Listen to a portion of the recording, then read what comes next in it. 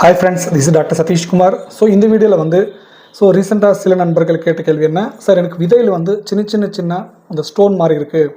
So இது ஏதாச்சும் மேஜராக ப்ராப்ளமா சார், ஒரு வாட்டி எனக்கு சொல்லுங்க சார், கொஞ்சம் ரொம்ப பயமாக இருக்குதுன்னு கேட்டாங்க ஃப்ரெண்ட்ஸ். பார்க்கலாம். ஸோ இந்த விதையில் வந்து ஸ்லைஷோவில் பிக் கொடுக்குற ஒரு வாட்டி பாருங்கள். இந்த சின்ன நோடியூல்ஸ் மாதிரி இருக்கும் ஃப்ரெண்ட்ஸ். இது வந்து இடியோபத்திக் ஸ்க்ரோட்டல் கால்சினோசிஸ் சொல்லுவாங்க ஃப்ரெண்ட்ஸ். இடியோபத்திக் ஸ்க்ரோட்டல் கால்சினோசிஸ். இது சின்னதாக இருக்கலாம், அது கியூட்டிஸ்ன்னு சொல்லிடலாம். கொஞ்சம் பெருசாக க்ரோத் ஆகிறதுக்கு சான்ஸ் இருக்குது. இந்த விதையில் இருக்கும், பிக் கொடுக்குற பாருங்கள். ஸோ இது வந்து எதனால் வரும் சார் உங்களுக்கு டவுட் இருக்கும். நம்ம பாடியில் கால்சியம் மெட்டபாலிசம் வந்து பேலன்ஸாக இல்லைனா, ஸோ நம்ம விதையில் வந்து அந்த கால்சியம் அதிகமாக ஸ்டோர் ஆகி இது ஸ்டோனாக இந்த நோடில்ஸாக அந்த கல் மாதிரி ஃபார்ம் ஆகிறதுக்கு சான்ஸ் இருக்குது. இப்போ கிட்னியில் கல் எப்படி ஏற்படும், ஸோ ப்ரொடியூஸ் ஆகும். ஸோ அந்த மாதிரி இது கூட.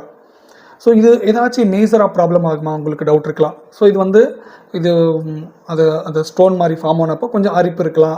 சில டைமில் அந்த நோடில்ஸ் வந்து பிரேக் ஆகி இன்ஃபெக்ஷன் மாதிரி ஃபார்ம் ஆகலாம். ஸோ அந்த மாதிரி ஆகிறப்போ கொஞ்சம் வரைக்கும் ப்ராப்ளம் இருக்குது. பட் இதுக்கு வந்து ட்ரீட்மெண்ட் இருக்குது ஃப்ரெண்ட்ஸ். நீங்கள் as soon as possible, so நம்மக்கிட்ட ட்ரீட்மெண்ட் இருக்குது. ஆஸ் சூன் ஆஸ் பாசிபிள் சின்ன இருக்கப்போ பார்த்துக்கலாம், கிளியர் பண்ணிக்கலாம் மெடிசன்லேயே.